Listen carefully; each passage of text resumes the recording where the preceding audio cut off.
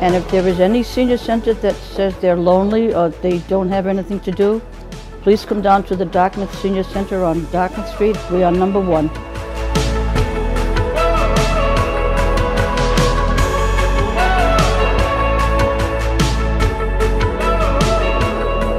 It's safe, it's clean, and it's a positive place.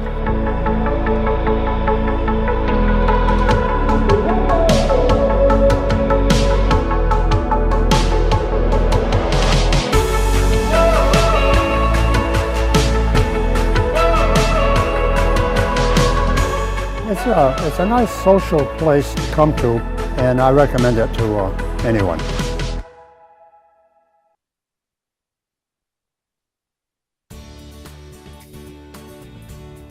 The community of Dartmouth, Massachusetts, nestled around the shores of Buzzards Bay and extending inland to fertile farms and woodlands, has the distinction of being one of the oldest communities in the United States, dating back to 1664.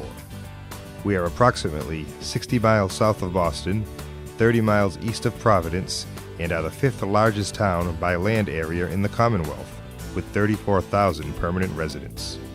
Our rich history boasts of our role in shipbuilding and industrial mills, and we continue to maintain our large farms that have land rolling to the ocean's edges. These farms with their beautiful pastures are reminiscent of how life existed 100 years ago, when Dartmouth was an agrarian community. We continue to make significant efforts to preserve the rural character of the community. But Dartmouth is not without accepting the challenges of the 21st century as we attempt to balance its demands while maintaining our hold on the past. The Town of Dartmouth Department of Public Works includes a construction division, a highway division, an engineering division, a solid waste and recycling division, and the water pollution control division. These departments oversee the construction, maintenance, and repair of 220 miles of roadway, several bridges, drainage, and the town's water supply and sewage system and solid waste collection. The town has 18 town wells, and the water treatment plant is the newest of the 3 treatment plants. The Public Works Department is also actively engaged in the construction and reconstruction of the town's roadways and bridge project. Paidnaram Village Improvement Project will include the resurfacing of roadways, new sidewalks, and more pedestrian-friendly environment in the village adjacent to the water.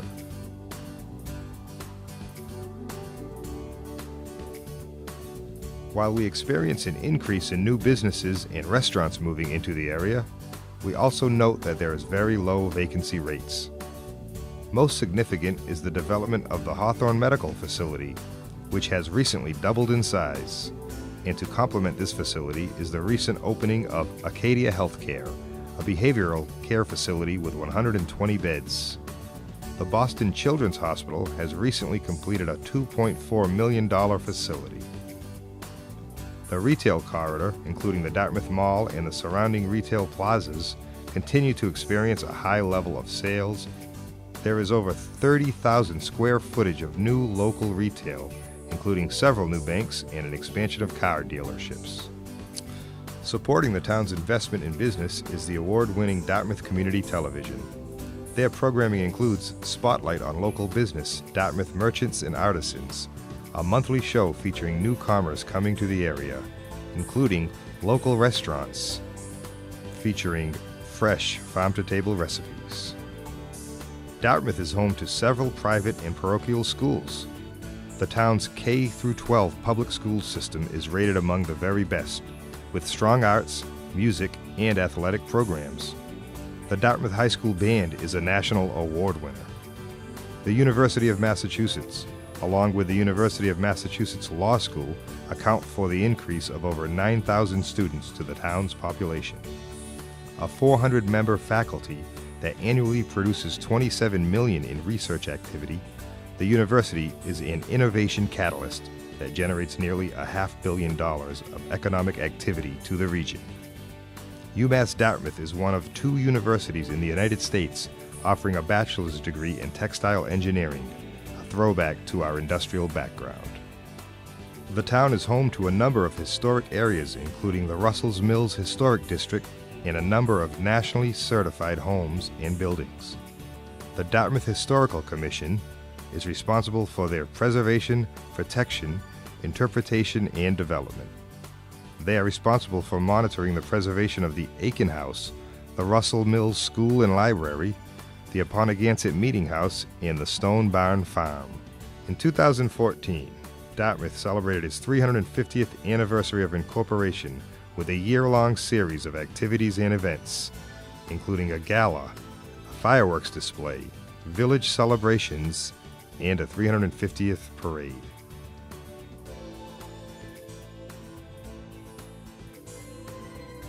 Recognized by the state of Massachusetts and nationally for their sustainability and alternative energy efforts, Dartmouth has received the 2017 Green Community Award for ongoing efforts to identify and implement energy costs, which include major LED streetlights, 8 solar farms, 36 kilowatts of installed solar capacity spread across 900 town projects, the Pay-As-You-Throw waste program, and acquisition of 6 electric town vehicles.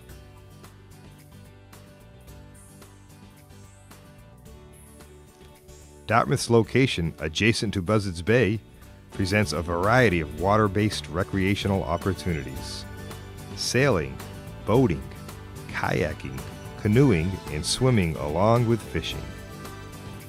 The town offers a number of parks and recreational areas for passive and active recreation use, picnic sites, walking trails, ball fields, playgrounds, and beaches. This department offers year-round recreational programs for children, along with presenting summer concerts for the community. Dartmouth Natural Resources Trust, a community partner who has worked with a variety of funding sources to conserve more than 5,100 acres in Dartmouth. Many of these areas are available for public access. The town of Dartmouth is rapidly expanding, but strives to maintain its rich traditions and pride in the community. The roots of Dartmouth, from the Pilgrims to agricultural foundations, is still evident today. Our town of Dartmouth is thriving in a challenging and changing society.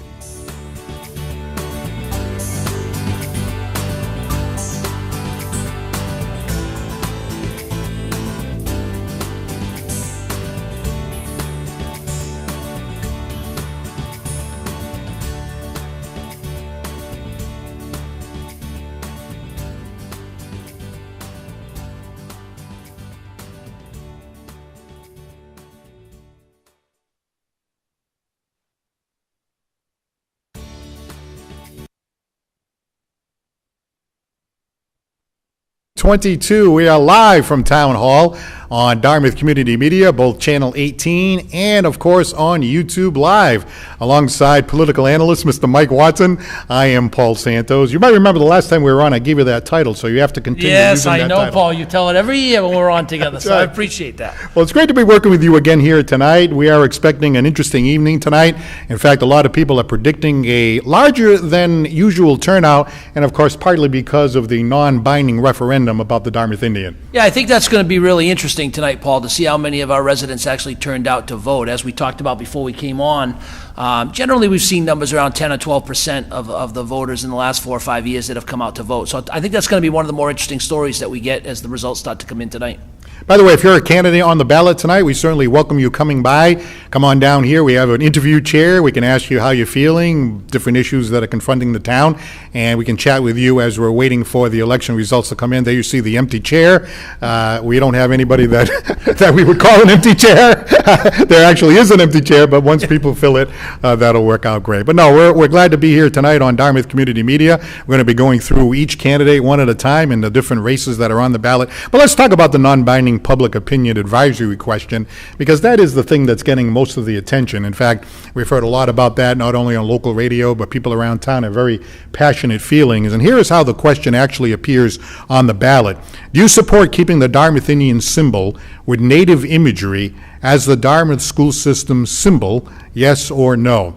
Walking around town talking to people, there's no question that depending on which side you're on, people do have strong feelings about this issue. Yeah, I think that'll be one of the more interesting things that come out of tonight. So I know the school committee's been debating the symbol and the mascot for the Dartmouth High School and Dartmouth Public Schools now for some time, and Select Board decided to make a determination to put that question on in a non-binding fashion to try to see where residents are on that issue. And so it'll be interesting not only to see what the results of that question are tonight, but in terms of what the results of that non-binding question actually do for public policy in the community. So that'll be a pretty fascinating conversation that we have over the next hour or so. Well, it's interesting because on the school committee, a lot of people look at the 5 members of the school committee right now, and a lot of pundits have said that, if you look back at what a vote might be, there might be 3 that are against keeping the Indian and 2, wanting to keep the Indian, right? So now my question would be, well, if you're sitting on the school committee and you personally find it offensive, but your constituency votes, say, 70% to keep it,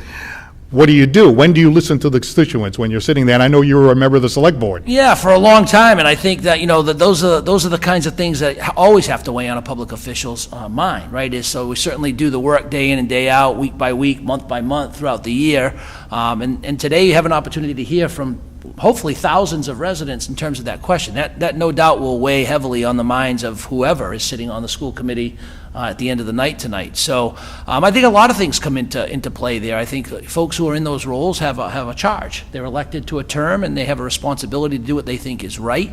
But it's not often that you are confronted with trying to do what's right, and you also have the public's weight behind that decision one way or the other. So there's no question that that's going to be a factor in the decision that any school committee member or school committee makes in the coming weeks. I don't personally know where each of the members may sit on the issue themselves or how passionately they are about the issue. I can certainly speak from my own experience. That would be a factor for me. I would certainly take my own thoughts, my own actions, my own direction, but you'd have to wait to listen to the council and things that the community weighs in on. So I think that's going to be a real fascinating story that comes tonight and then in the coming weeks as we start to hear from the school committee members in terms of the direction they want to take. From walking around town, it does feel like most of the people in town are in favor of keeping the Indian. And, as a sports announcer, I have to say, when I run into former athletes in particular, you talk to people who were former football players, and they say, well, I put the jersey on and I was proud of the Indian and stuff like that. Athletes in particular seem to be particularly upset that they want to take the Indian away. Yeah, I think that's the general sense. I think, we're going to get some real information on that, I think, as the results start to come in. But certainly that's the sense that I'm hearing around the community, people that I talk to. I think we'll have to wait and see what those results actually tell us. And I think once those results are in, how that public input is actually utilized by the school committee in that process will be a story that will be following over the next several weeks. Well, the last few times that we sat here, we were talking about turnout around 10%. Yeah.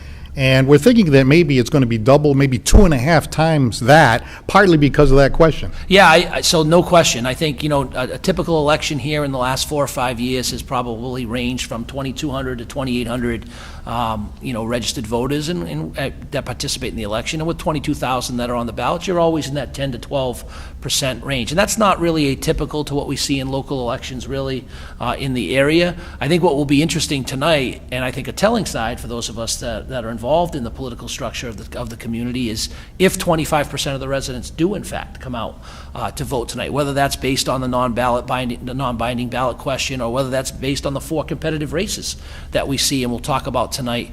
All of that is really encouraging. We certainly haven't seen numbers in more than a decade on any consistent basis where 25% of the electorate is out to vote. So that'll be fascinating to see and certainly a story that we're going to want to talk about tonight.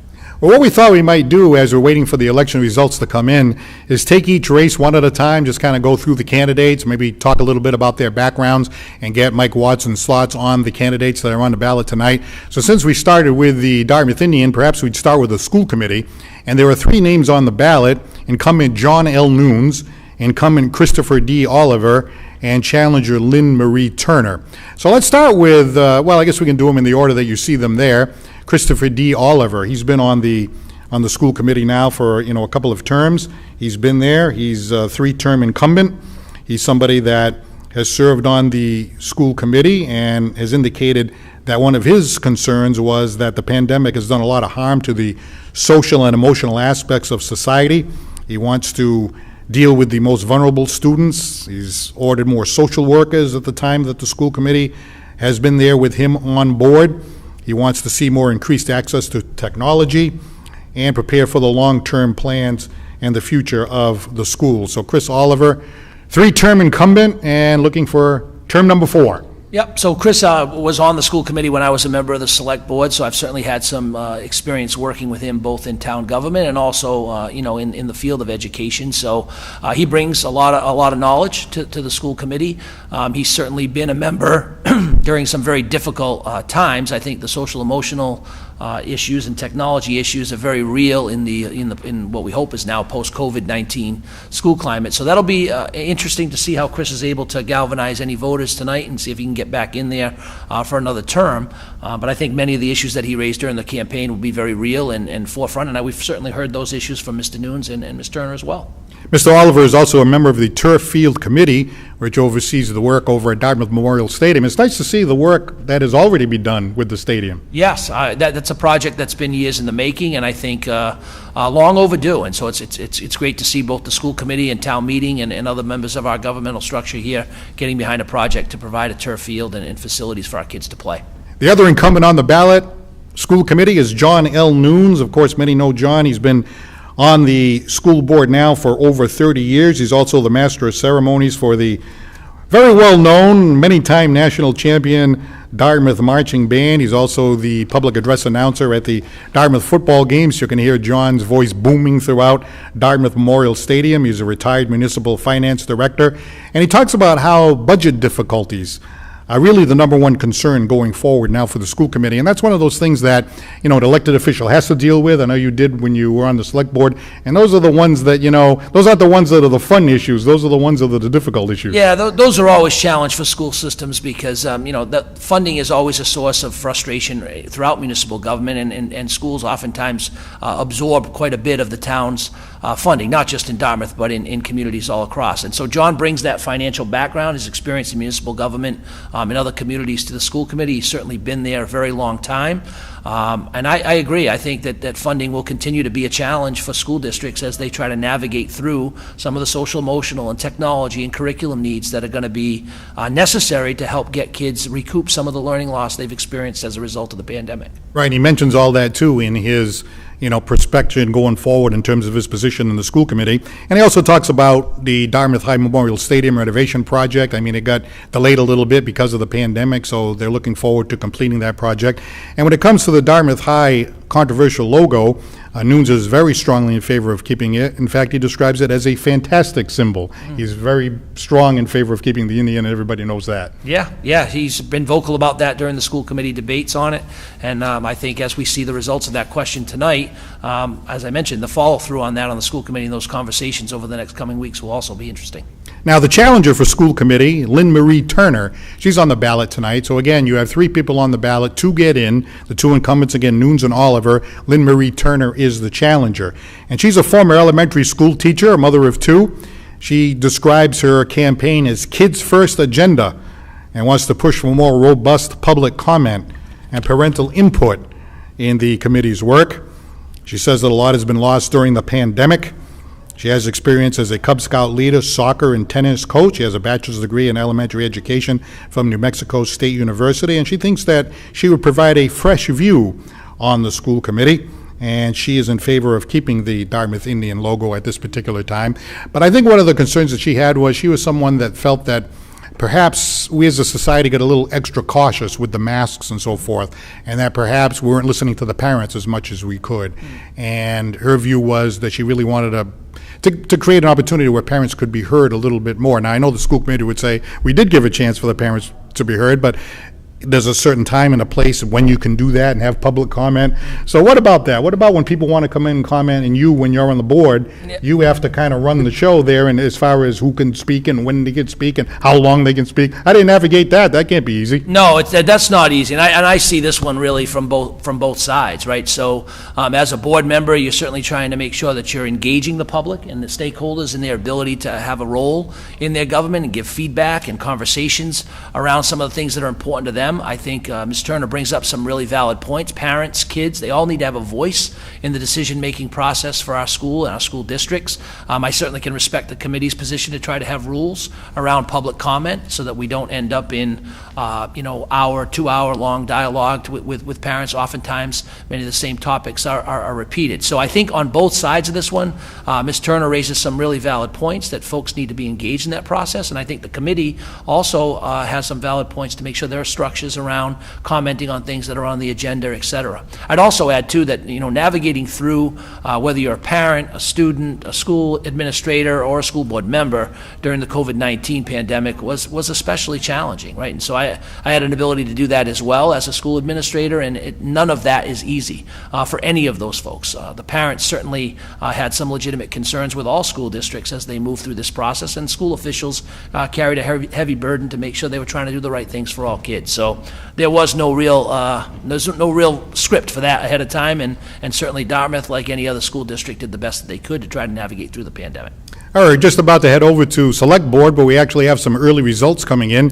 Precinct 1 of 9 reporting. Precinct 5 is in so far, and as you can see on the board there, Heidi Silva Brooks with 321 votes, John P. Herron with 399. Okay, that is one precinct reporting, and that is the Select Board race right there. That's a difference of 75 votes. In School Committee, John Nunes, 362 votes, Lynn Marie Turner with 251, Christopher Oliver with 342. So the two incumbents out to a lead with Precinct 5 reporting.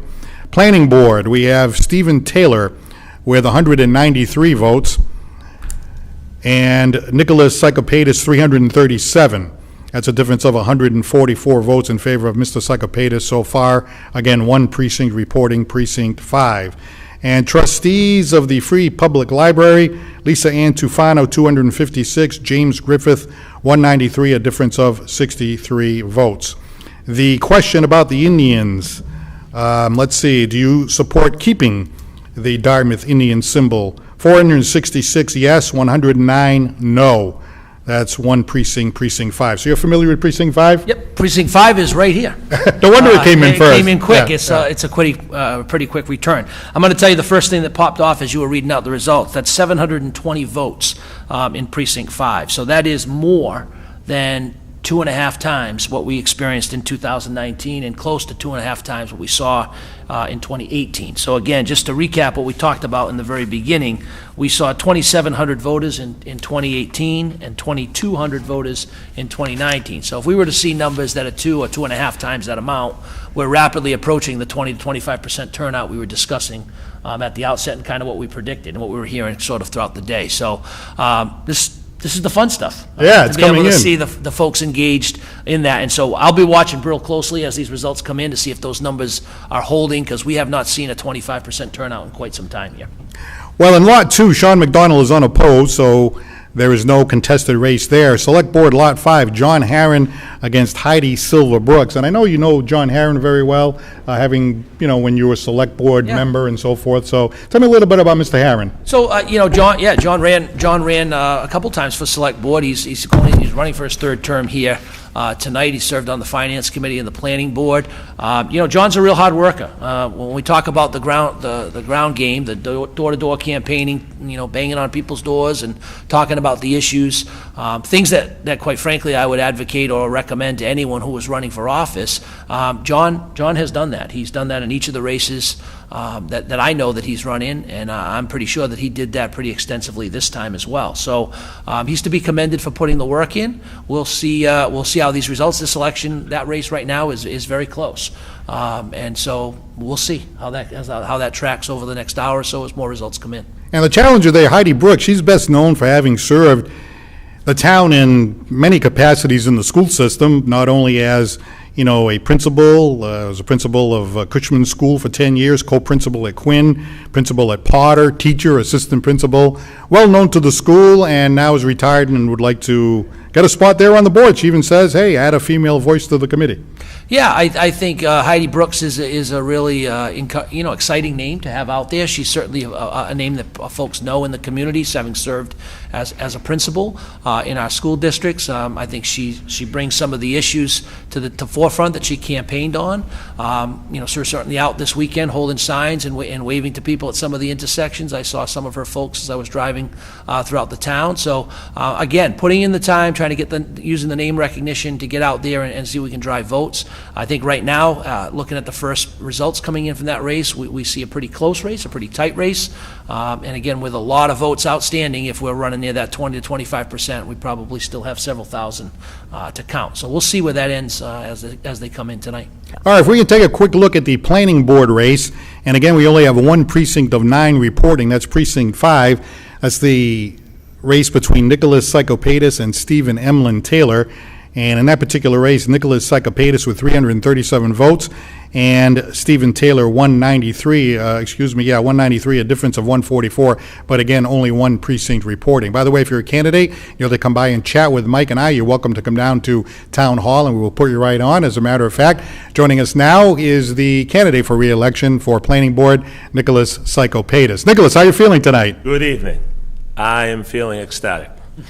Not as a result of the results I'm waiting for, but as a result that it's after 8 p.m. And the effort is complete, and I feel great about what I saw and what I was able to experience today.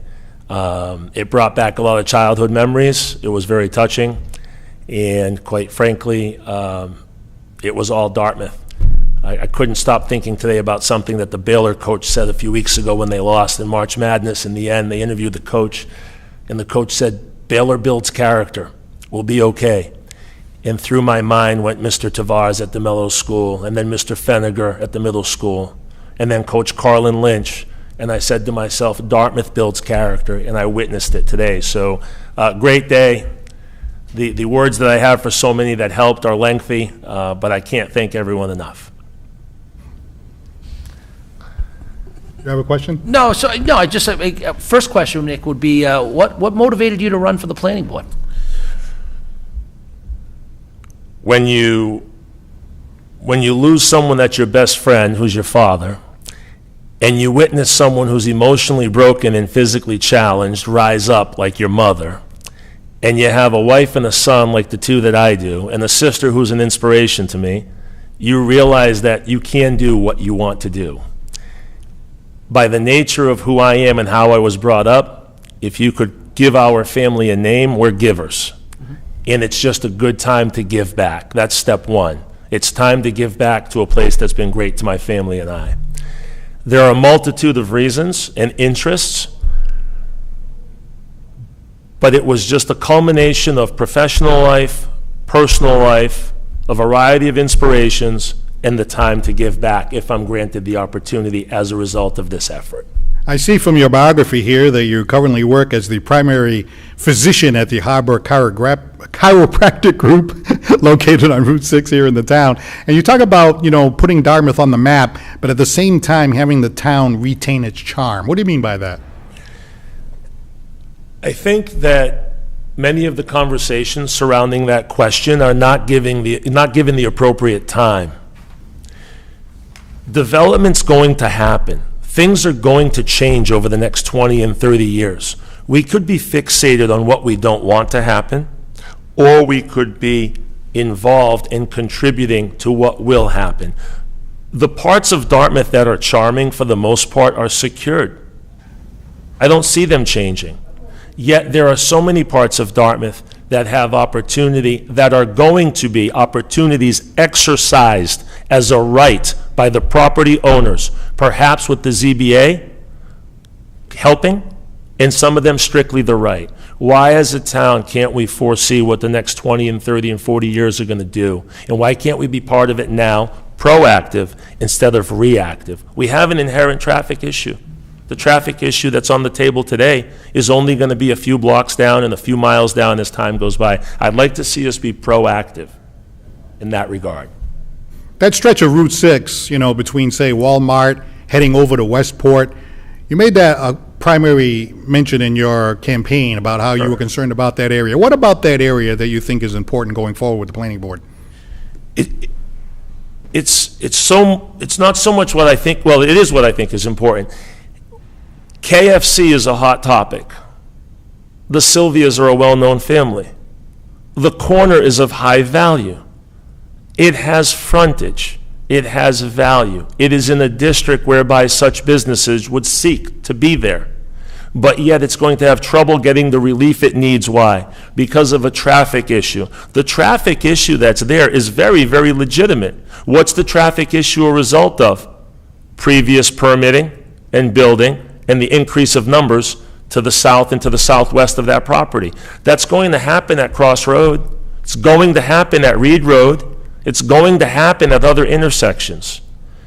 I'd like to prioritize or understand why traffic has trouble being prioritized at the level of the state, aside from the funding that's needed to circumvent the issue. How and what do we do now so that the problem that exists today in front of the ZBA at this particular location, 6 years from now is not the Cross Road intersection, 7 years from now is not the Reed Road intersection, all of which would limit the development of 6 West.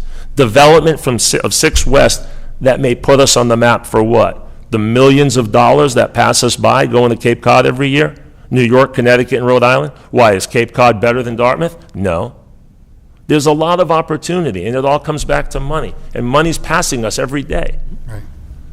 That's the short answer. No, I think that's a great answer, and I think being proactive is exactly what Dartmouth needs to do in a lot of different areas, planning being one that we're talking about here. And so I think the challenge will be to make sure that our voice is heard of the economic development districts. So planning board members have a seat, have a representative there, as do the select board. I was on there for a period of time. I think that's an important seat to have a regional voice in terms of state dollars that flow down. I hope that the planning board, regardless of the outcome tonight, exercises that ability. You're 100% right that the problems of tomorrow need to be solved today. And I will also say that that's a huge challenge. It's a huge responsibility for an elected official, because not only you have to work with the planning board, but other boards and town meeting in this town to kind of foreshadow those problems before they arise. So I commend you for bringing that issue out tonight. I think that's a really important point for people who might be watching, whether it's on YouTube or on TV, to understand, is we fix tomorrow's problems today. I appreciate your viewpoint on that. All right, well, we appreciate you stopping by our election night coverage. We wish you the best of luck this evening and going forward, and great to see you tonight. Thank you to everyone. Thank you for everything today, and thank you for all of Dartmouth. I really appreciate you all. Thank you. All right, Nicholas Psychopatis, the challenger tonight as a member of the planning board. Okay, we are now going to move along to another race that we haven't talked to yet or talked about yet, and that would be the trustee of free public libraries. And on the ballot tonight, Lisa Ann Tufano going up against Mr. James T. Griffith. James T. Griffith joins us right now on the show. Good evening, Jim. How are you? Great. How are you? Nice to see you tonight. So what are your thoughts going into tonight? How are you feeling in the early hours of our election night? Well, you just gave one precinct. I'm already behind, so who knows? That might be where it's headed. It's early, though. Yeah. Yep. Now, what is it about this position that is important to you? Well, as I have said during the campaign, that I have spent unbelievable numbers of hours in libraries all over the world in my academic life. And I've loved it all the time. I've sought out libraries. I am completely convinced that libraries are a path for lifelong learning by all of our citizens. So I'm interested in the way kids use libraries and senior citizens and everyone in between.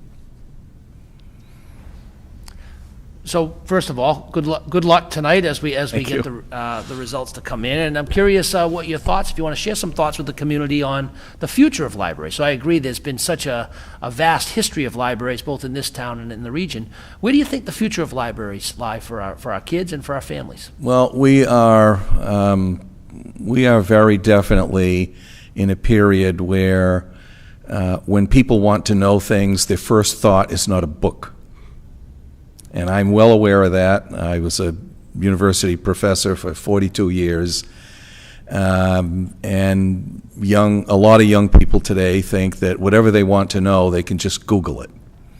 And I spent time at the university trying to persuade people, that my own students, that there are things you have to just have in your head. I used to call it walking around in your head knowledge.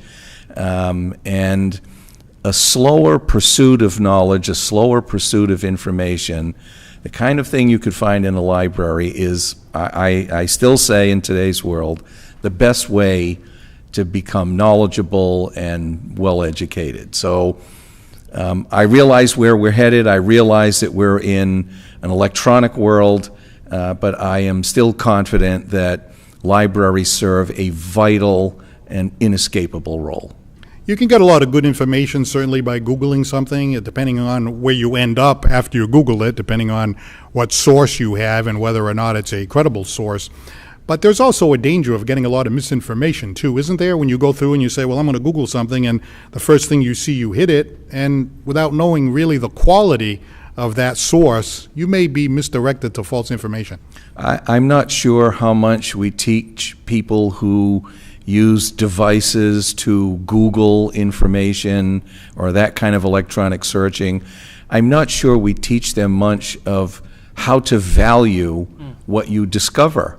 Is what you're reading believable, creditable? Is it the best information? And my other problem with it is that you don't get the depth. I have spent many, many hours in libraries when I was a student and when I was an academic. You go into the library, you go to the stacks where you think your source is, you look up your stuff, and you notice that the book right next to it looks kind of interesting. And you look at that one, and you look at the next one, and you look at the next one.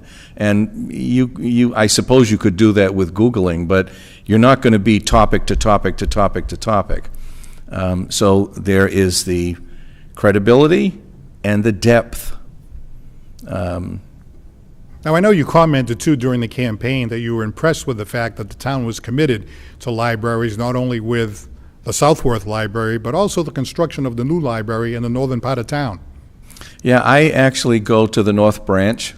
I've spent a lot of time at the Southworth before the North Branch was there, but I think just by the looking at it, the town of Dartmouth has spent a lot of time and a lot of effort and a lot of consideration as to how our citizens will have access to information. And we ought to be proud of that, and I surely would like to be part of advancing it down the road. Well, Jim Griffith, you are a retired microbiology professor at UMass Dartmouth. You're also on the ballot today for trustee of free public libraries. We wish you all the best tonight, and thanks a lot for stopping by our election coverage. Thank you very much. Good luck, Jim. Yeah. All right, Jim Griffith.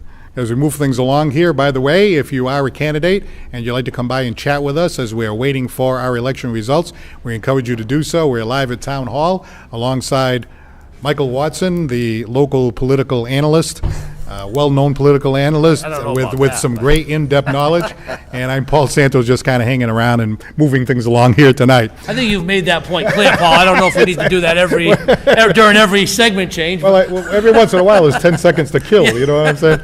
Anyway, we do have another candidate here tonight. He's a member of the Dartmouth School Committee seeking re-election, and it is Christopher Oliver. Good evening, Chris. How are you? Good evening, Paul. Good evening, Mike. Good to see you both, as always. See you. Always a pleasure. Nice to see you. So let's start with the typical opening question. How are you feeling? The campaigning period is over. We're past 8 o'clock. The polls are closed. Now it's just wait and see what happens. How are you feeling? I'm feeling pretty good. You know, I just happened to see, I was in downstairs in the town clerk's office, and I see that we got one precinct coming in. So it's looking decent. So I'm feeling pretty good. I was out there for several hours this afternoon. So we'll see where it goes, but I'm feeling optimistic at this point.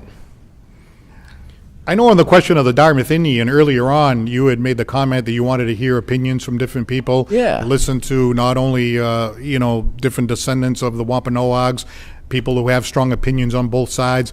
But I now understand you've kind of come to the conclusion that you believe that you probably are in favor of keeping the Indian?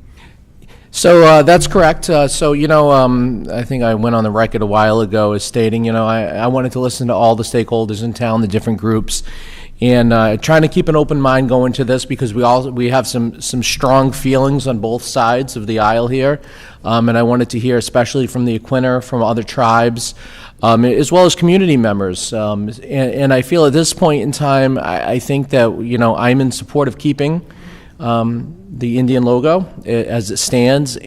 However, the biggest piece for me is making sure that we're doing our due diligence on the school department side with the curriculum piece. I think if we're going to use keep the Dartmouth Indian as is with the logo, I think we need to respect and honor it, and also be able to bring in and form a partnership with the Aquinnah Wampanoags. And bring them in and form some kind of formal partnership, as well as being able to work on our curriculum. I think that's the key piece to this. What at the public forum, that a number of we had two forums. We had the one which we had the opportunity to hear from several tribes, and we also had the public forum where we had the opportunity to hear from residents.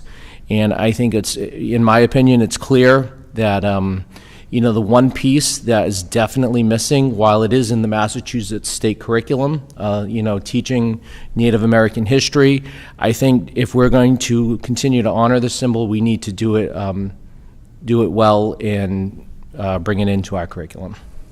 So, Chris, first of all, let me thank you for the conversation, the honest dialogue. I think it's really important that our leaders have an open mind to these kind of conversations and listen to a lot of folks. Thank you, Mike. I also think the politics always play here. This was a conversation that really kind of originates at the school committee level. There had been some pretty intense debate by some of your colleagues and the members. Yes.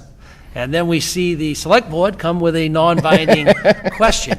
And so my question for you, and I asked this with, I think, it's a tough question, right, to even consider, is as these results come in tonight, this is a purview, this is a charge that's rests with the school committee. How much of a factor? We talked about this before we went on, right? Yeah. I certainly understand the responsibility of the 5 members.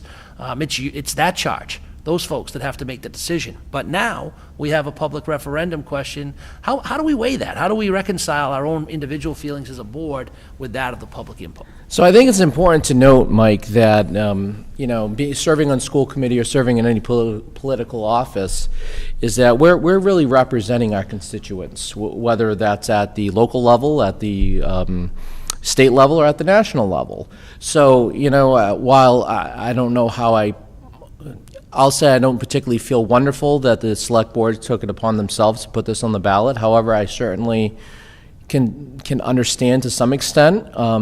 With that, I think that the vote this evening, whatever it may be, certainly in my mind would be a factor. I've already come to my conclusions based on what I've heard at the public forums and from hearing from different stakeholders in town, but obviously there's a large majority of the town going one way or the other. To me, that does play a factor in it. Do you think that if this comes out 4.5 to 1, which is what it is with one precinct coming in, that some of your colleagues might think, well, gee, maybe I ought to vote to keep the Indian, even if I don't particularly feel that myself, That's a great question, Paul. You can't answer, right? That I can certainly not answer. I certainly would want to think that all my colleagues would have an open mind around the question. However, it remains to be seen.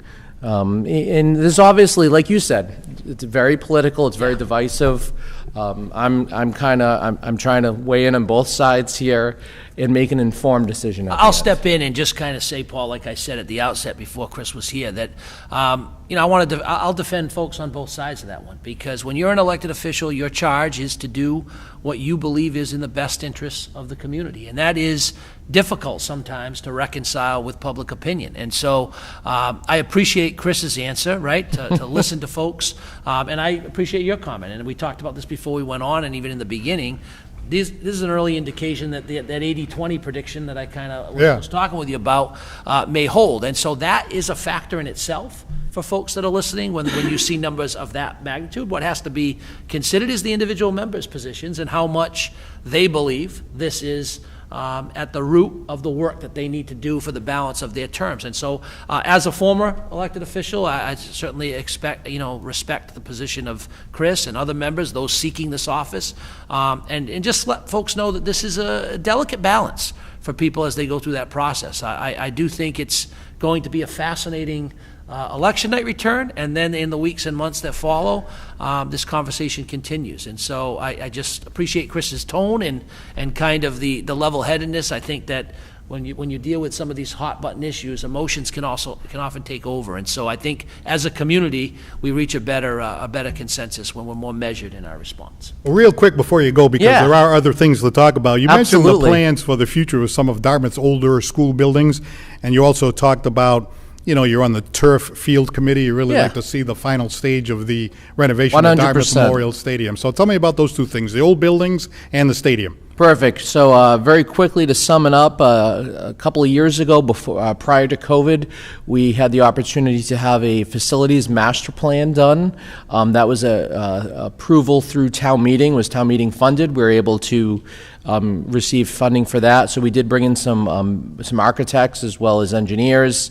They did a complete facilities master plan, and obviously, I don't know if you had the chance to see our school committee meeting last night where we recognized Mr. Rick Ferreira, who was our facilities director for many years for the school department. And, we recognized him for the wonderful job that he's done keeping our facilities up to where they are and being able to go out for Mass School Building Authority projects, whether it's windows, roofing, HVAC.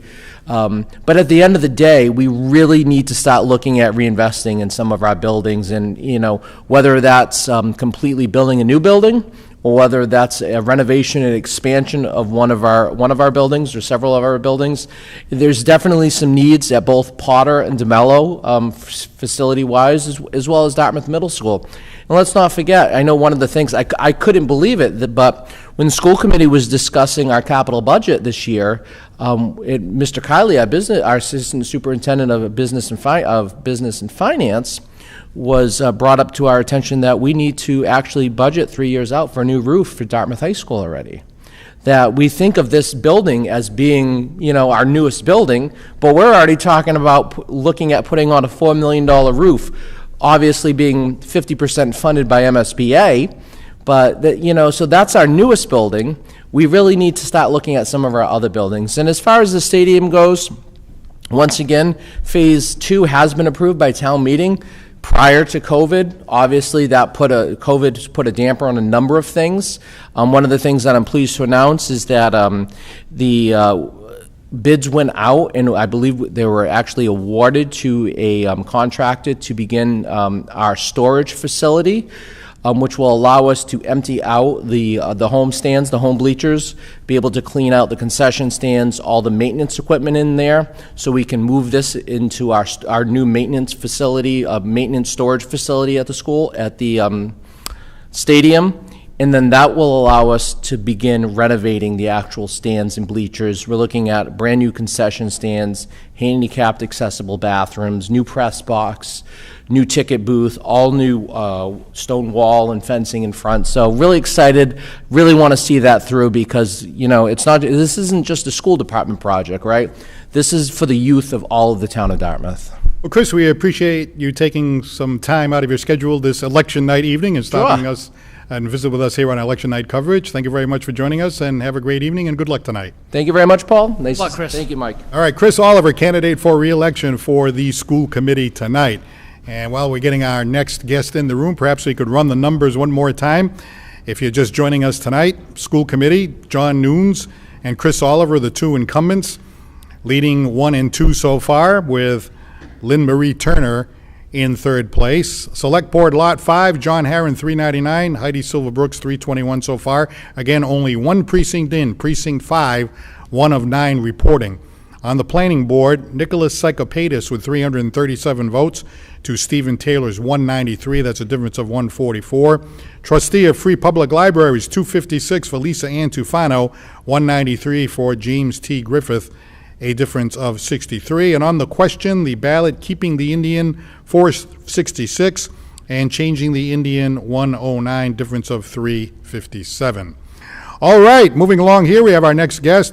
She is a candidate for Select Board. Joining us tonight, Miss Heidi Brooks. Good evening, Heidi. How are you? I'm doing well, thank you. Thank you for having me. Nice to see you again.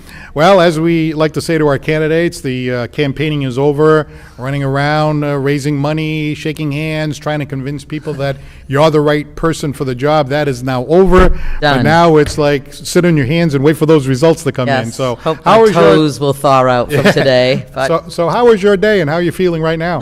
my day was great. I spent a lot of time up in north end of town and had some folks, covering precincts, and we got a lot more beeps and waves than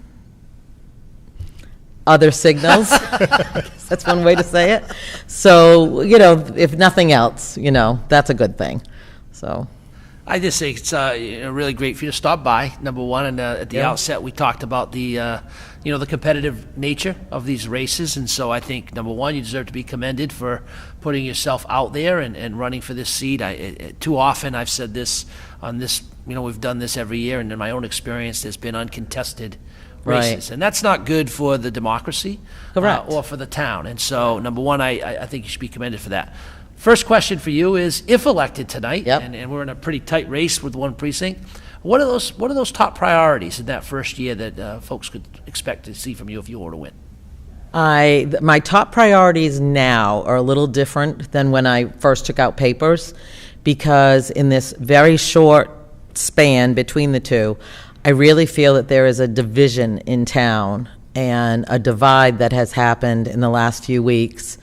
Particularly in regard to the ballot question, that I think there needs to be, regardless of the outcome, whether I'm on the board or not, of healing and moving past this. There has been a lot of ugliness that has reared its head through this, and hurt, and I saw some sides of adults that you can't unsee, and I'm saddened by that in our town. Well, we have that nationally, too. Like, this has been a very divisive Absolutely. time. The hyper-partisanship and all that. Correct. Used to be back in the day where they'd say, oh, this is a nonpartisan thing and all that. You don't even see that anymore. How do you bridge the divide? What's the way to do it? Well, I think we need to have people, and I think a big thing will be the decision made on that ballot question. I think somehow we do need to come together and say, this is a piece of this puzzle. It's not the only thing, as you said, it's non-binding, but it gives the school committee a sense of how the town is feeling on this issue. And then, what can we do with that information? Because I think, yes or no, there are going to be still people feeling very heated and passionate about their choice. And I think that's going to be our first place to try to find some ways to work together. Yeah, no question that's going to be it's going to be a challenge. Paul, you mentioned it. We live in a very heightened state politically. The days of the newspaper reading are not as prevalent. We see people getting the news online, and tempers flare, and people can comment kind of whenever they want. And that's a huge challenge for public elected officials because. My opinion, that's, I guess, why I'm here, is you don't want to weigh in on those kinds of things in those kind of forums because it just exasperates and makes those situations much more difficult to manage. So I don't envy the folks that are running for the select board seat or the school committee seat as they navigate through these challenges. I think, we heard from Chris Oliver just a few minutes ago, some of the financial challenges that are real to the infrastructure in the town. If Heidi's on the select board, the roads and things of that nature in our town. I mean, there's a lot of infrastructure needs that are out there. These are not going to be easy conversations over the next several years, and so I guess I will tell you what was nice is some folks had coffees for me in different places, and ironically, the logo question did not come up. It was, how can you help us with the water quality up in the Reed Road area? How can you help us to know what's going on with the Bliss Corner needs? What's going to happen with the harbor? There's people there's other issues in the town, and those are the issues that I thought I would work on. Not the logo, but it was nice to hear. How do you think your background is going to help you? Because I know you're a retired educator after working 36 years in the Dartmouth schools. I know people around town, they must be thinking, hey, Ms. Brooks used to be my teacher. Oh, wait a minute, she used to be my assistant principal. Oh, wait a minute, she used to be my principal, you know. Yeah. Sort of like Watson, same idea, you know. But Yeah, it didn't work out well for me all the time, so good luck. There were a few folks that came by today to vote, some former students. It was their first time. They just turned 18. It was their first election, and I'm on the ballot, which was kind of exciting. They also, in some cases, came with their parents, who I had as students. So, I mean, we live in a legacy town. So that's exciting when you can, see that happen. I will tell you this, being in education, particularly in administration, is a bit of a political piece. It's not political in the sense of, politicians who, can make deals happen and different things. We have rules that we have to live by, and we have to spin things sometimes so that people know that there's a way for everybody to win a piece of this, to come out with a kernel that feels like they were heard. And I think that's the biggest piece that I'm bringing. I want people to believe that they have been heard, and if the decision comes out and it's not favorable to them, they need to know they were heard and why a particular decision needed to go in some direction that may not have been how they wanted it to go. Really strong point. Right? I think the art of compromise and collaboration has evaded us in the political climates that we find ourselves, and that's not necessarily a bad word. So I think that's encouraging. I think there's a lot of folks that'll sit at this table tonight that probably feel the same way. And the future for us, as we navigate through some of these waters, needs to focus around that work, right? It's okay that we don't all get everything that we want, that we can kind of negotiate that and compromise along the way to help push the town forward day by day. So really encouraging to hear, Heidi. And we need to sit back and listen. And I feel like there hasn't been a lot of listening. There's been a lot of over-talking, a lot of bullying. It's my way or the highway. If you're not with me, you're against me. And none of that. I mean, that stuff you see on TV and you think it's been dramatized. And I've been watching it for weeks. Social media is not intrinsic in my blood like it is in, my daughters who are much younger than I. But I realize that it is a piece that you can certainly be knowledgeable and look to educate people through that medium, but it's also a source of, annihilation of decorum through name-calling and bullying and on and on. So. Well, Heidi Brooks, candidate for Select Board Lot 5. Thank you very much for stopping by our election night coverage tonight, and all the best this evening. Good luck. Thank you for having me. All right, we got some new results coming in. We now have 2 of 9 precincts reporting. So let's start with Select Board Lot 5. We have Heidi Brooks, 605, John P. Herron, 486. There's a difference of 119 in favor of Ms. Brooks. School Committee, we have the 2 incumbents still out ahead with John Nunes, 687, Christopher D. Oliver at 631, and Lynn Marie Turner at 498. On the Planning Board, Nicholas Psychopatis, 1,095, Stephen Taylor, 371. That's a difference of 724.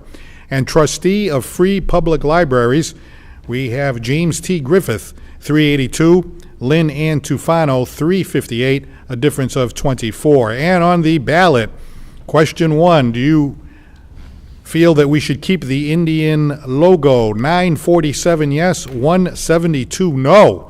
So that is a difference of 775. That's starting to look like it's beyond 80%. Yeah, so we had talked 80 to 85. That's starting to look like 90 to 10 after 2 precincts. So that's pretty overwhelming. Just a couple other points. So we've crossed nearly 1,100 votes in the 2 precincts, precincts 5 and 1.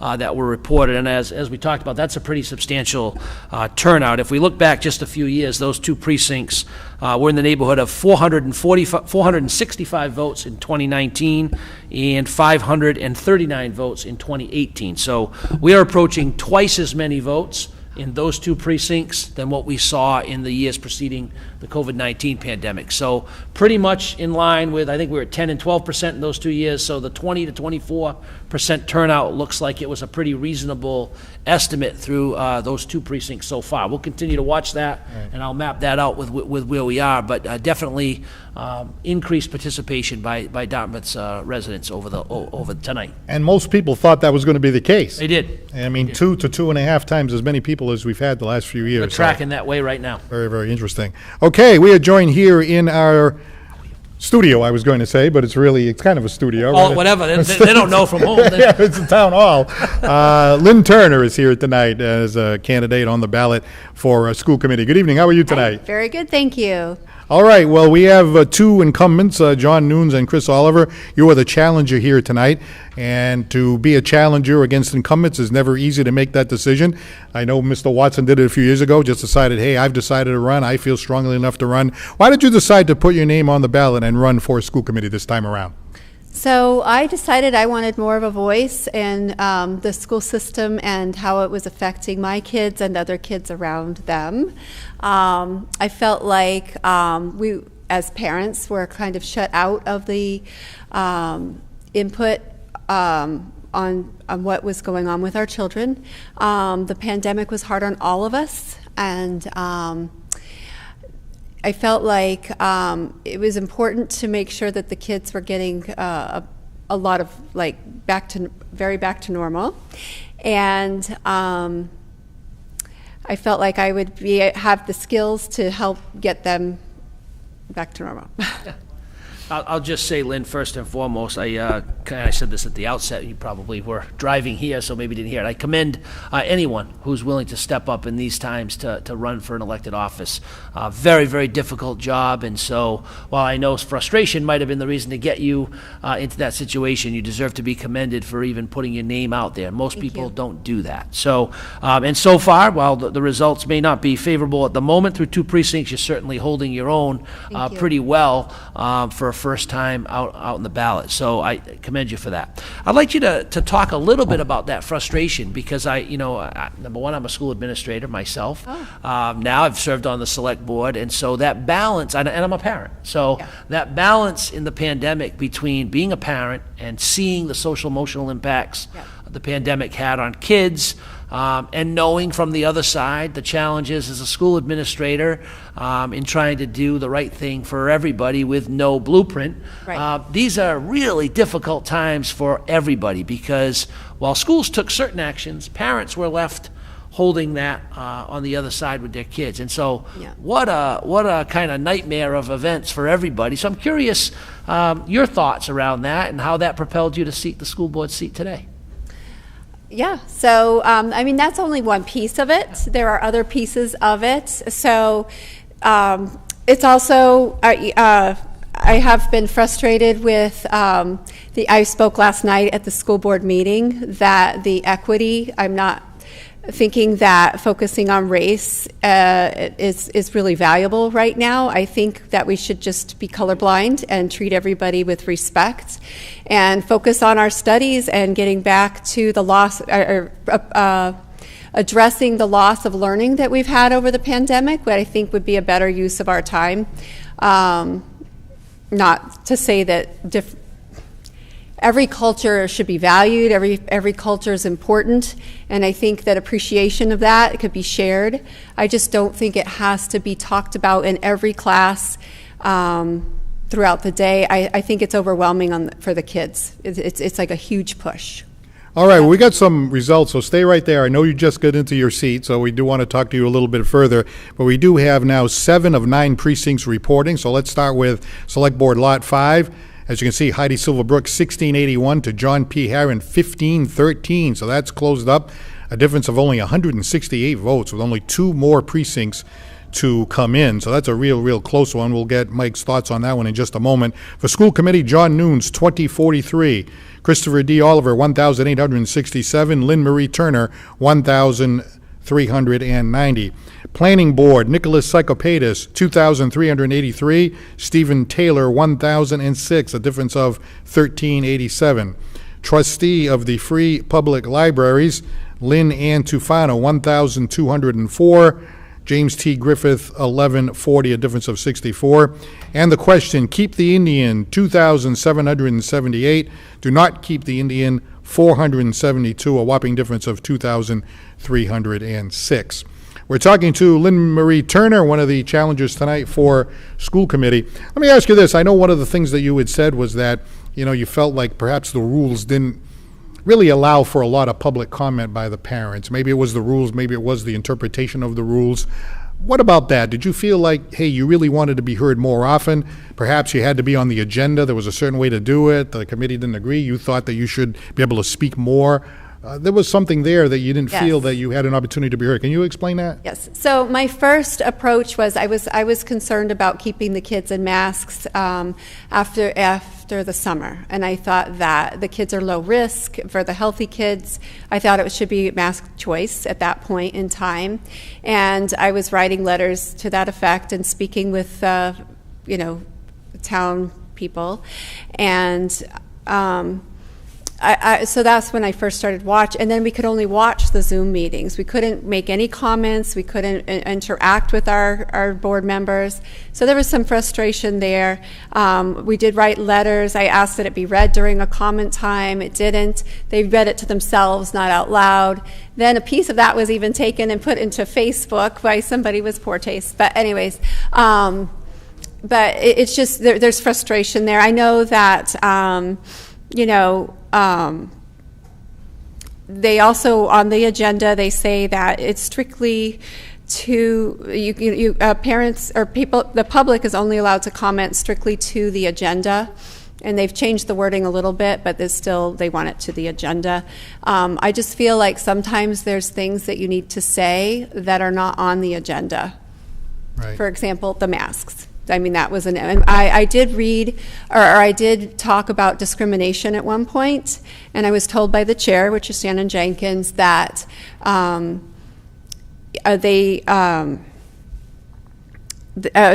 I spoke, she said, I want to remind everybody that you need to speak to the agenda, and we don't have to allow public comments. That is it's our choice if you're allowed to speak, and is there anyone else that would like to speak to the agenda? And that was probably the point where I said, oh, and then the next person got up and asked, well, how can we get an item on the agenda, ma'am? And she said, you don't. And so because she's running it in a way that is not allowing for the public to speak or speak on a topic or allow it to get on an agenda, is why I want to have a voice, not for myself only, but for all the parents that need to have an issue brought up. I want to be able to put that issue on an agenda, or to maybe change the policy so that parents and public can have a voice in the children's education. All right, we appreciate your input here tonight and stopping by our election night coverage. Thank you very much for joining us. All right. All right, Lynn Marie Turner. Now, while she was here, we actually got the final results in this evening. So let's put that up there, starting with the select board. All right, we have Heidi Silva Brooks, 2,721, to John P. Herron, 2,286. That's a difference of 435. So Heidi Silva Brooks is elected tonight, select board lot 5. School committee, we have John L Nunes at 3,203 votes. We have Christopher D. Oliver, 2,942. So both incumbents are re-elected tonight. Lynn Marie Turner, a very good showing at 2,104 votes tonight. So John Nunes and Christopher Oliver, the two incumbents, are re-elected tonight. Planning board, we have Nicholas Psychopatis, 3,213 votes. Stephen Taylor, 1,847, a difference of 1,366. So Nicholas Psychopatis is elected tonight, and Stephen Taylor, the incumbent, is ousted by Mr. Psychopatis. The trustee of Free Public Libraries, Lynn Ann Tufano, 1,897, to James T. Griffith, 1,000. 762. So Lisa Ann Tufano is elected trustee of the Free Public Libraries. And question 1, keep the Indian, 4,048. Do not keep the Indian, 967. So that is about an 80%, or maybe even higher. 80.6. 80.6, so pretty much what was predicted tonight. So we were going to get your thoughts before they all came in, because that Heidi Silva Brooks and John Herron was looking very, very close, but Ms. Brooks pulls away, and she is elected tonight. Yeah, it widened a little bit. We got 7 of the 9 precincts in. She was 52% to his 48%. Widened a little bit. 54-46 is the final result. Again, close race, contested. From both candidates, who I'm sure waged a kind of hard-fought battle, and the results are nearly 50-50. So congratulations to Heidi Brooks. She will join the Select Board. Congratulations to Mr. Nunes and Mr. Oliver on their re-elections to the Dartmouth School Committee, Mr. Psychopatis as a member of the Planning Board, and Ms. Tufano as a member of the Library Trustees. Really encouraging to see those 4 contested races, as I tried to mention tonight when folks came out to talk with us. And the ballot question kind of right around where we had spoken about, that 80% in favor. That's what we were hearing in the days kind of leading up. That's what turned out today, 80.6%. And one final comment on the election, 22.8%, roughly, nearly 23% of registered voters participating, somewhere in that neighborhood. I may not have the exact count. I'm estimating that at 22,000 registered voters. It's going to be probably somewhere in that area. But really encouraging to see kind of more than 2 times the number of voters we saw in the years leading up to the pandemic. So hopefully that's a sign of the future. People will run for these seats and contest these seats, and that will engage our citizenry in the future of our town. Well, we talked a lot tonight about that balance between, your individual thoughts, your analysis on an issue, and the public input. And it shouldn't just be a popularity contest. You should also, it's a representative democracy. You should take your own investigation of the issue. The public has voted you in to do the investigation. You have to weigh that and so forth. But it is interesting to see, because that ballot question, 80-20, right?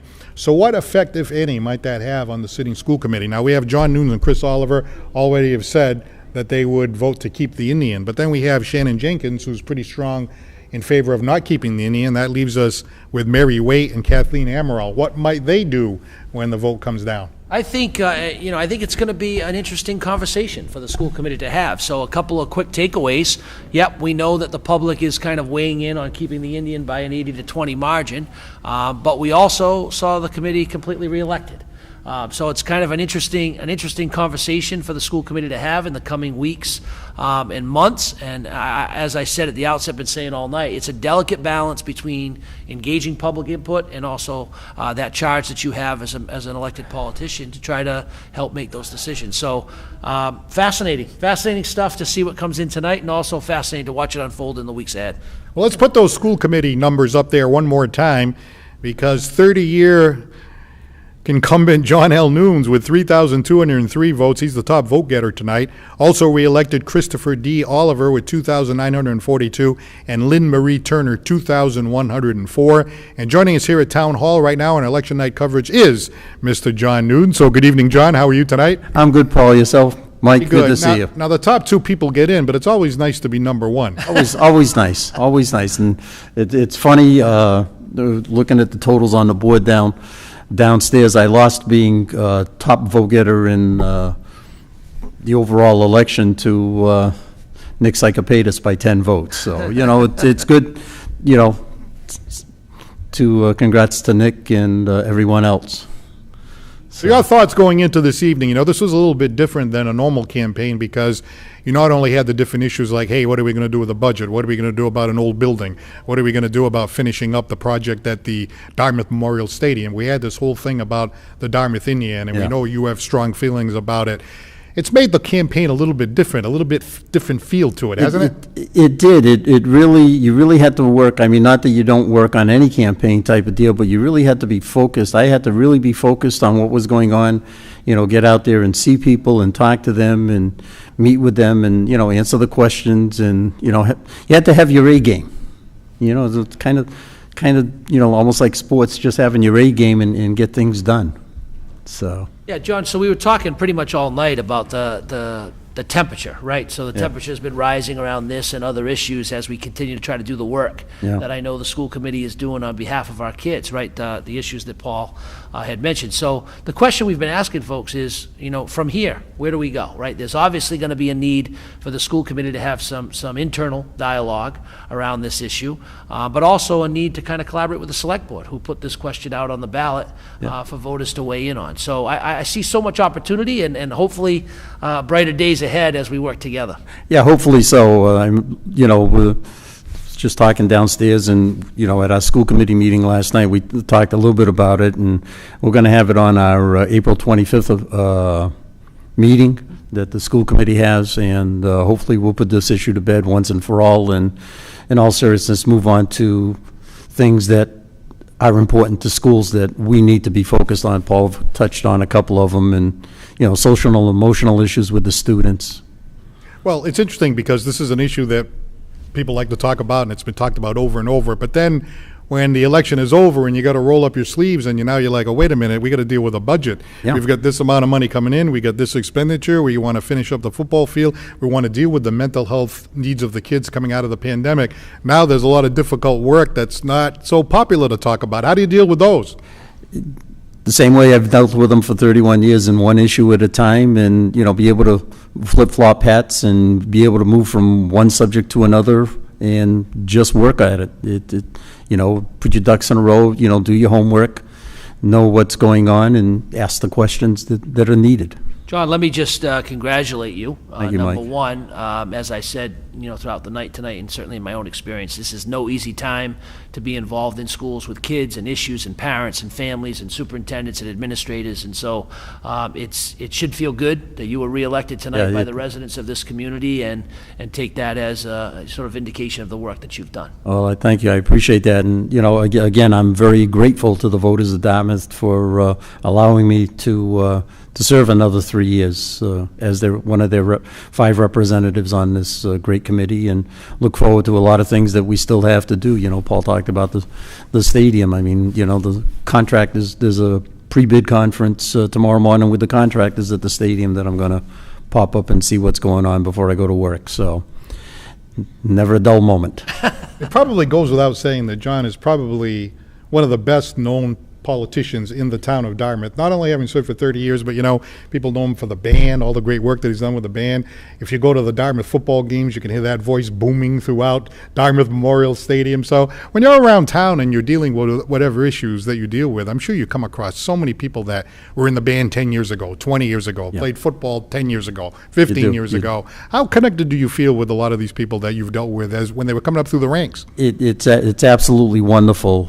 Was talking today when standing out and holding a sign and talking with people, and a few, I had open heart surgery 5 years ago, and was in Charlton, got fantastic care. I got to put the plug in for the cardiac program at Charlton, and a couple of the respiratory therapists that came in with my band kids.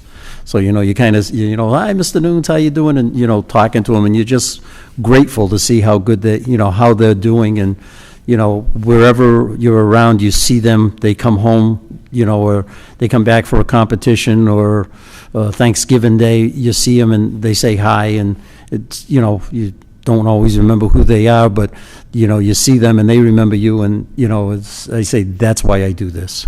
One last thing, John, that I heard a few times from folks today, and in this business you don't hear a lot of good things. So one person said to me when they were going to vote for John Nunes today, that John's not afraid to take a tough position and vote on his own and stand alone. And so, as somebody who's been there, that's not an easy spot to be, and so you deserve to be commended for that. Thank you. I've always, I've said to people through my careers, when I get home at night, I have to look at myself in the mirror and say, did I do a good job? Am I happy with what I did? If I am, fine. If not, what did I do wrong?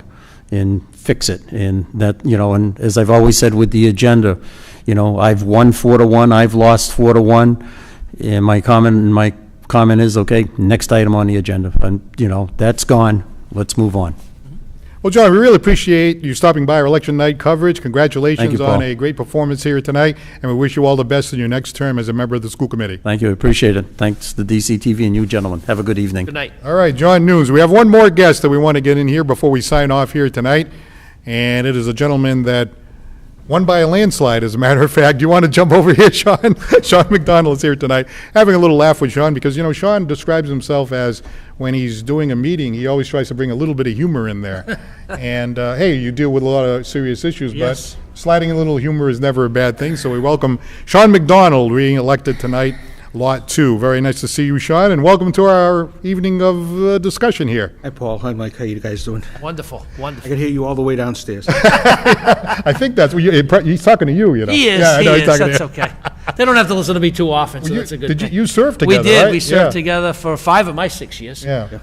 So you disagreed a few times here and there? Oh, yeah. Oh, yeah, a but, few times. But that's okay. You kept it, you kept it civil. You worked together. That's Same the type bottom thing. line. We move the issues on, we vote, we Nice, move on, nice. and that's kind of the theme tonight, is we see some of those difficult issues. And Yeah, my hope no is that the question. two boards, all the boards in the town can work together, try to build a better future. That's the goal, so. So, Sean, how are you feeling tonight? Obviously, another term on the select board. I know you've been involved in local politics on different boards and so forth. Select board, really for, 30 years? How do you feel going into tonight? More than that. This will be my 5th term on the select board, so going for 13, 14, 15 there. 12 years on the 15 years on the school committee, 3 years as a park board, 3 years on the finance committee. So, and I think I'm into like my 48th, 49th year as a town meeting member. So it's like, yeah. So I've been doing this for a while, but I wouldn't be doing it if I didn't enjoy it. And every election night is, even when you're running unopposed, you still have trepidation because you don't know where it's going to go. You don't know how you're going to pull out, and one of the things, if you're running unopposed, you want to pull out, you want to beat the blanks. So, and I did, so I'm happy about that, so. So, what do you think the big issues confronting the town of Dartmouth now during this next term? Because we've talked a lot about the Indian, but because it's an issue that people want to talk about, they enjoy talking about, they have strong feelings about, then it gets down to the, nooks and crannies of the budget, and what are we going to do about this, and we got big intersections of their issues, and all the different things that confront this term. What do you think the big couple are? There's a lot of issues. Bliss Corner is one of them. The bridge, whether or not it's going to be funds are going to be available for the bridge, how the board is going to spend the ARAPA funds that we're going to get. Of course, the intersection of Tucker Road and Hawthorne, that's another one. But I think the biggest issue facing this town is engagement and civility. How are we going to get the public to be engaged in what we do, and how are we going to discuss with them and bring them into the fold? Because, to be honest with you, the last few elections, really haven't been much of anything to say. And if it wasn't for this question, that was on the thing, I don't think we would have had the numbers that we had today. We got about a 25% voter turnout, which is phenomenal, in the last few years, if you look at it. So it's really getting people involved in government. There are still positions in this town, that are vacant. We're looking for people, and I can totally understand that. Everybody has a busy life. Everybody has things to do. Everybody has their kids to take care of, and it's difficult sometimes to give that little bit. But sometimes give it a shot, give it a try. Doing what I do here takes away from my family time, and even during the course of the day, I get the phone calls, I get the emails, and I don't want to hold off and not answer the people. I do want to answer them, get the questions, and get the answers to them as soon as possible, because I just don't want anybody saying, well, you never return my call or anything like that. So sometimes, there's a balance in there, and but it's something that I enjoy, I think, I don't want to be quoted on this because I haven't done enough of the research and like the voting. I'm going to move on from this after tonight. But I think the last time that we saw turnout like this, over 5,000 voters, was Sean's first election in 2010, because mine was in 2009, and at that time they had turned the street lights out and people were regularly engaged. We were seeing numbers in that area, but it really dove off in 2011, and to my knowledge, and this is just a guess tonight, I don't think has returned to those levels in 12 years. So I agree. I think this is a really exciting opportunity. We did have 4 competitive races. Sean knows this probably better than anybody. That was one of the biggest sources of frustration I had here, is we'd oftentimes have have the choice of voting for one person or a blank. So what we need are folks to be engaged in the process, to give voters a choice, and to engage in a civil way, right? Social media isn't the way that we want to have engagement. We want to have this kind of engagement at our meetings and have those kind of conversations. And so I think it's been a long time since we've seen 5,000 folks vote in this town. I think that is one encouraging factor we can take from this tonight and hopefully build on as we try to move forward. And so, congratulations, Sean, 5 terms on the select board. This will be your 5th term. Is whatever people think about a person having been there for a while, that's a long time, and it's a lot of time and a lot of energy that gets put into that. So, and the thing is that you're not going to make everybody happy. You try to make everybody happy, but I know I'm not going to make everybody happy. There's going to be decisions made that some people are going to disagree with. But the thing is that you have to understand and give them the reason why you made that decision. And that's one of the things I try to do. I really try to find a balance in any decision that I make, because I want to make sure that it's the right thing to do, but it's also the right thing to do for the town, and that's the whole thing. It's not about me, it's not about you, it's not about this group or that group. It's about the town, and that's the thing I've always strived for. It's the town in mind. It's the overall balance and what's good. And I know this is something that people are very tired of me saying, but I go back to the Doc Freitas thing many years ago. You try to make Dartmouth a little bit better every day, and that's what I try to do. People I don't think would think that the job is fun. You say it is fun in a way. And, I talk to elected officials all the time, all the work you have to do, all the decisions you have to make. But with it comes some rewards, dealing with your fellow person in the town of Dartmouth, and like you said, trying to make the town a better place. Is that what makes it fun? I think, yeah. I mean, it's when you make a decision and you see that decision have ramifications and how it is created and how it makes other people feel. That's the most important thing. And I mean, there are a lot of decisions we make that it's just change of directors when it comes for licensing or doing this license. But there are some things when you have an affordable housing complex and you have a family that's looking to purchase a house and they finally purchase a house with town assistance. That is a good thing. When you see there's just a lot of different things. You see the work. You see people enjoying the causeway. The DPW put a lot of time and a lot of effort in the design of the causeway, the state money, but yet you see people use the causeway. So that's something that you can see is good, but you're not going to go around and say, hey, look at this. Everybody's enjoying the causeway. Good for us. No, that's just something that's good to see. Somebody complaining about somebody's looking for something, and then all of a sudden you find a way to fix it, and then they send you a letter saying, hey, thank you for doing that for me. I appreciate it. I was able to get it taken care of. That type of stuff is rewarding. It really is. And if there ever comes a time when I sit back and you go, I can't really do this anymore, well, then that's it. I won't do it anymore. But I enjoy it. I really do.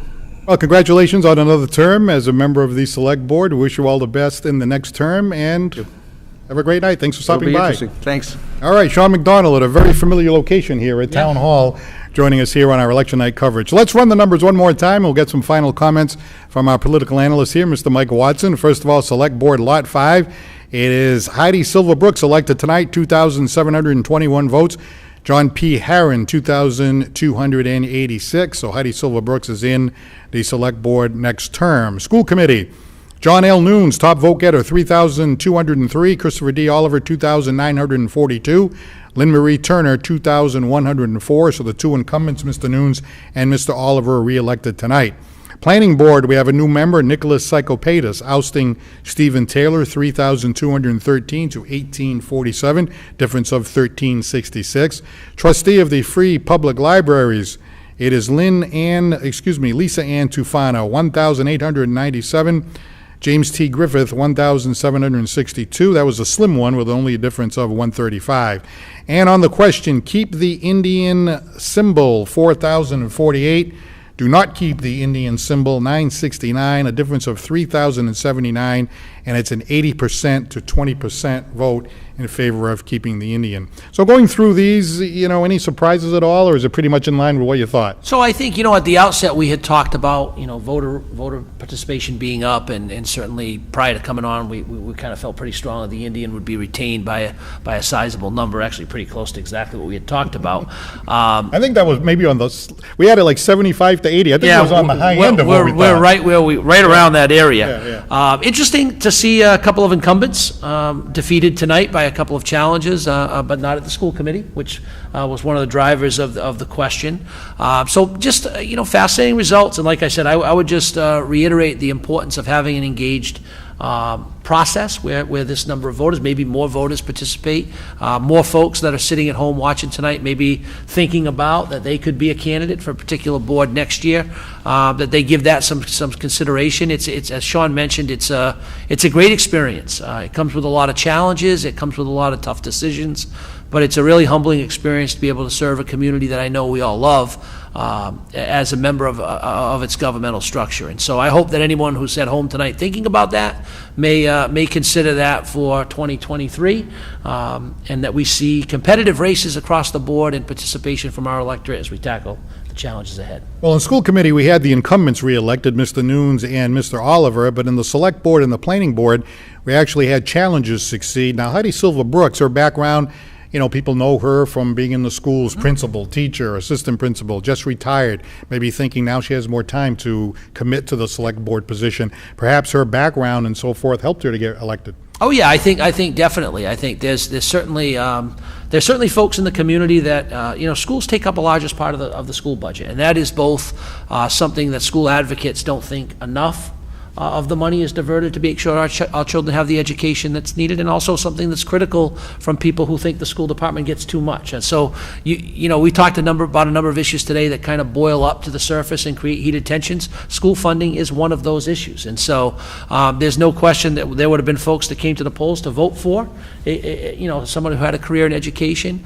And then there's people that would have voted against for the same reason. I don't know Heidi well. I can tell you that I was an educator when I came onto the select board and was able to separate those issues out in a way to try to make responsible decisions for town tax dollars. And I would think the same for any of the folks that have put their name out there. They may come in with one set of expectations, which we heard tonight, but the issues oftentimes are unpredictable. They land on your desk, and you have to make decisions based upon the information that you have. And so we'll see how that plays out over the next year. They say sometimes that an incumbent has a little bit of advantage going in most of the time, and to have a challenger come in and actually oust an incumbent is not an easy thing. We saw it also in the planning board. Nicholas Psychopatis, well-known chiropractor in our community, his family's been here a number of generations, winning that race by 1366.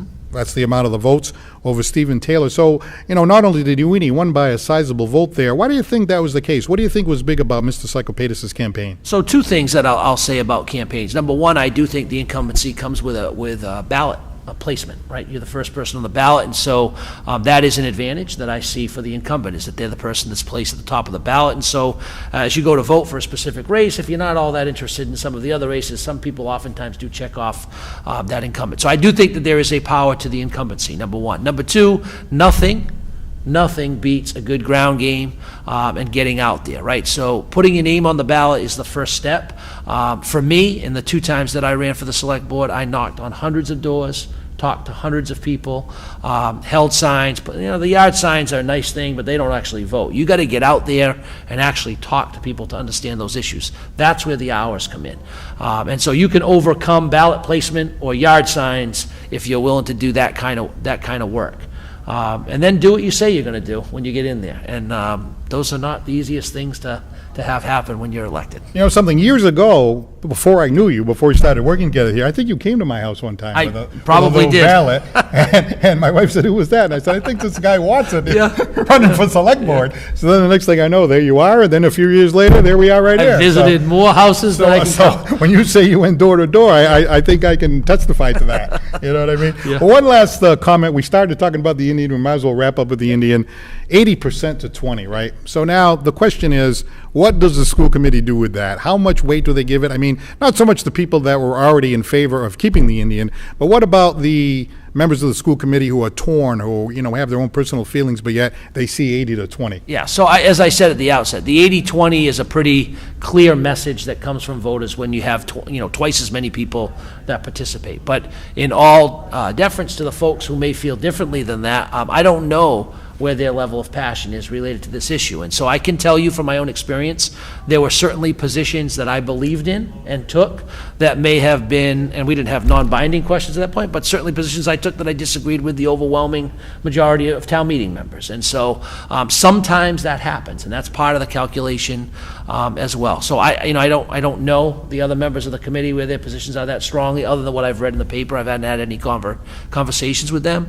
But I do think that the 80-20 margin will be a factor in that conversation. It'll certainly be part of the discussion that happens, as Mr. Nunes talked about on April 25th, and we'll see. It'll be a couple weeks before we really see where the committee is on it and whether they're going to take any action or not at the end of the month. So when you were on the select board, did you feel, well, you know what, you elected me, my job is to investigate the issue, dig deep, listen to all sides, discover different things that maybe the populace doesn't know about, bring all that information in, and then sometimes that may result in you having a different opinion because the people out in the community didn't do all the research and didn't do all the work on that issue. And that certainly is a factor, exactly. So, I mean, when you put the hours in, it's an education, it's a process. And for many of us, and myself included, I'm working, I've got younger children, right? So I didn't attend the forums, I read about this stuff online, educated myself to the best of my ability, but certainly wouldn't pretend to have had the conversations that folks on both sides of this issue may have had with folks that have a vested interest in the outcome of this.